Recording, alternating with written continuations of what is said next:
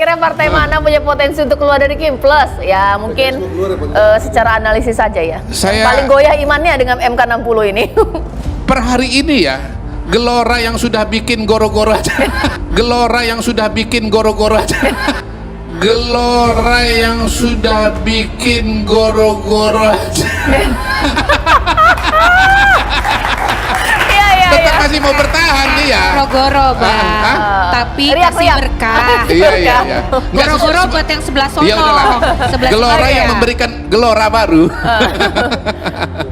Itu pun masih tetap ingin di dalam. Jadi saya belum melihat ada tondo-tondo bahwa partai politik yang sudah berkoalisi dengan koalisi Indonesia Maju ini, berkoalisi dengan rencana pemerintahan itu akan keluar.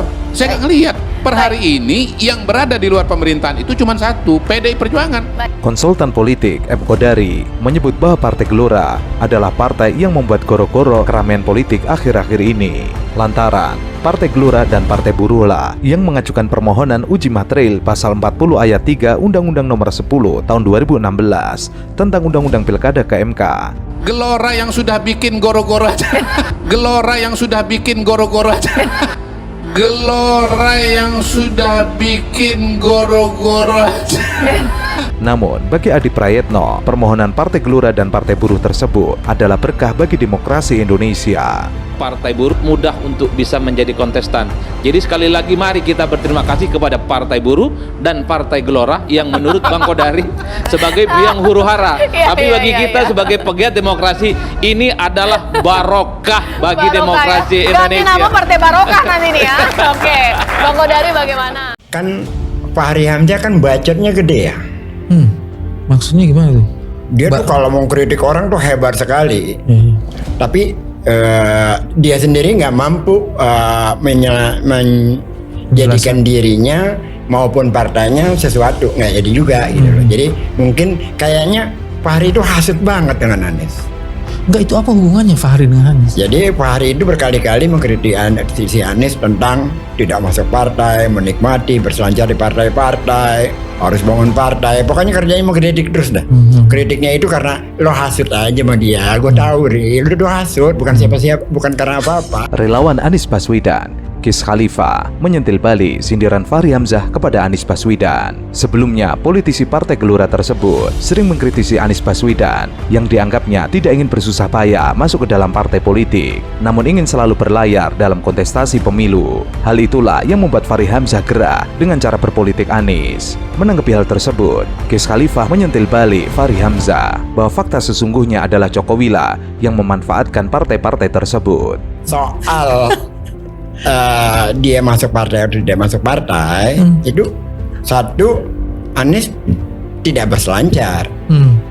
Gua kasih tahu Fahri ya, konvensi Demokrat Anies diundang. Oke. Lalu di Pilpres, di Pilgub 2017, Anies juga diundang. Anies baru 2 bulan dirasafel jadi menteri. Dia tidak menawarkan diri. Ya kan? Diundang oleh P3, PKB dan PAN yang akhirnya nggak jadi, batal. Baru kemudian 1 hari menjelangnya diminta bertemu dengan Sandiaga Uno yang akhirnya diundang ke Gerindra gitu kan. Jadi dia tidak mendaftarkan diri. Pilpres kemarin gue kasih tahu lagi sama lo ya. Jadi Anies itu ketemu saya nggak mau bicara tentang maju Pilpres sebelum berakhir masa jabatan gubernurnya. Itu faktanya banyak. Wakil Ketua Umum Partai Gelora, Fahri Hamzah, mengkritik pemilihan Gubernur DKI Jakarta. Ia menginginkan agar Gubernur DKI Jakarta dipilih langsung oleh Presiden, karena menurutnya, Gubernur adalah kepanjangan tangan dari Presiden. Ia lalu mengungkapkan apa yang terjadi 5 tahun belakangan ini saat Anies Baswedan menjadi Gubernur DKI Jakarta. Menurutnya, banyak program pemerintah yang tidak dieksekusi oleh Anies Baswedan. Akhirnya, masyarakatlah yang menjadi korban. Ini fakta ya, lo mau bantah apapun ayo. Jokowi 2014 Gubernur, 2014 maju Presiden 2 tahun. Anies 2017 jadi Gubernur.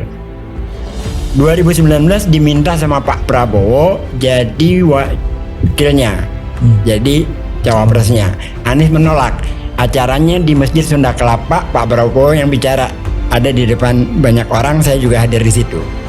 Sesungguhnya yang kami minta adalah Anies untuk menjadi cawapres. Tapi Anies menolak karena ingin menuntaskan janjinya di Jakarta. Namun klaim Fahri tersebut tidak benar adanya, lantaran saat ini PJ Gubernur DKI Jakarta Heru Budi Hartono sedang berkuasa. Namun yang terjadi berbeda dengan teori yang diungkapkan oleh Fahri Hamzah. Banyak masyarakat mengaku tidak puas dengan kepemimpinan Heru Budi Hartono.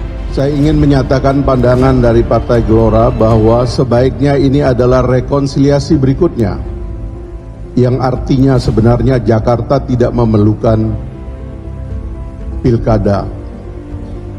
Harusnya kita bisa aklamasi untuk memilih pasangan Pak Ridwan Kamil dan Pak Susono dalam pilkada yang akan datang. Karena ini adalah kelanjutan dari keinginan kuat kita untuk bersatu. Tadi Pak Ridwan Kamil mengatakan singkatan-singkatan bagi calon kita ini. Ada yang bilang ridho, ya keinginan beliau. Ada yang bilang rawon. Tapi saya mau mengatakan ada rindu di sini. Rindu dari penduduk Jakarta yang melihat gubernurnya itu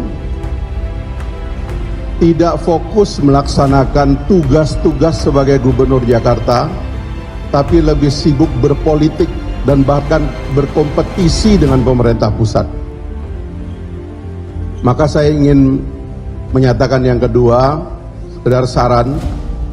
Saya mengenal Pak Susono, orang yang baik, yang akan mau menjadi pendamping, dan mohon tidak ada konflik di antara gubernur dan wakil gubernur di masa yang akan datang.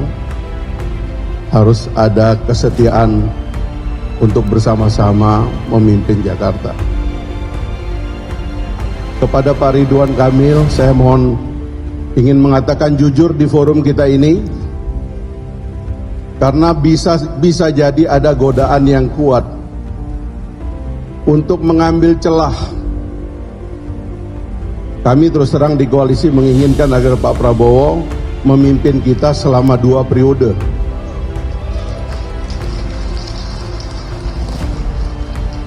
Jadi jangan tergoda.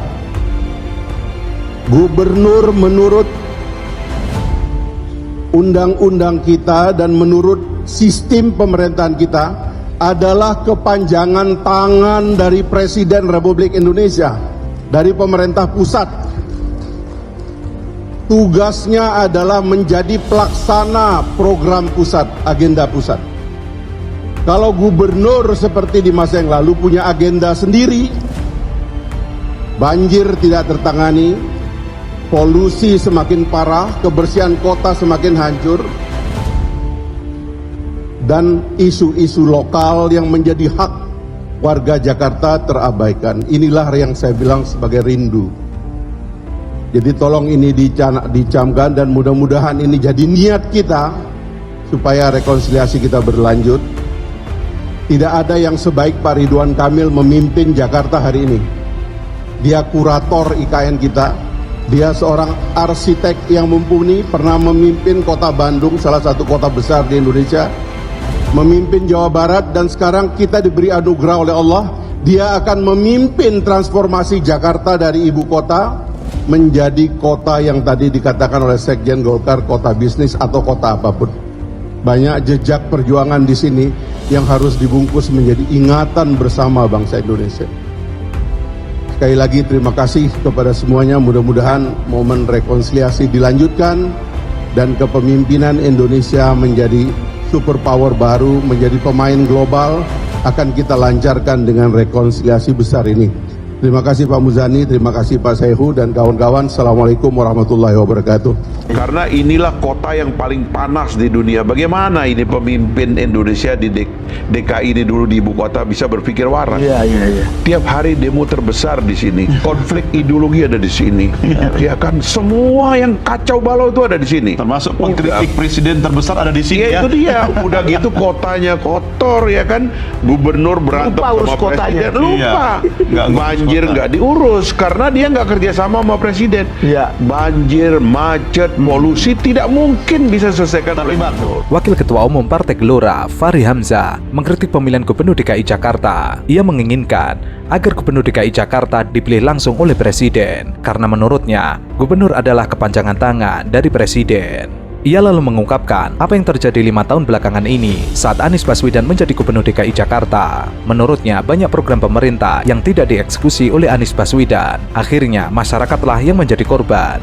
Karena persiapan 2029. Jadi ini soal ambisi. Soal 2029. Itu yang saya bilang, tolonglah Jakarta ini bebannya dikurangi dari yang begituan. Kasih kesempatan rakyat Jakarta tuh menikmati jalan yang tidak macet. Maksudnya yang jadi beban itu Anies atau siapa? Loh, gubernur kalau kerjaannya besok itu mau berkontestasi dengan presiden, maka dia akan membangun blok oposisi. Itu case yang paling jelas itu soal naturalisasi atau yang sungai normalisasi. Itu akhirnya ada. Itu kan semuanya di Menteri PU. Iya. Tapi kalau dia berantem soal presiden, tentu presiden bilang itu kenapa gubernur kayak begitu. Iya, udah. Secara natural akhirnya Menteri PU-nya bisa bilang wah itu dia nggak kooperatif. Iya. Kita maunya ke sana berdasarkan keputusan kementerian, dia maunya ke situ karena di situ banyak orang tinggal, dia bisa dapat suara. Kan begini kan nggak bisa dihindari, Pak. Makanya saya bilang kasihan warga Jakarta ini. Namun klaim Fahri tersebut tidak benar adanya, lantaran saat ini PJ Gubernur DKI Jakarta Heru Budi Hartono sedang berkuasa. Namun yang terjadi berbeda dengan teori yang diungkapkan oleh Fahri Hamzah. Banyak masyarakat mengaku tidak puas dengan kepemimpinan Heru Budi Hartono.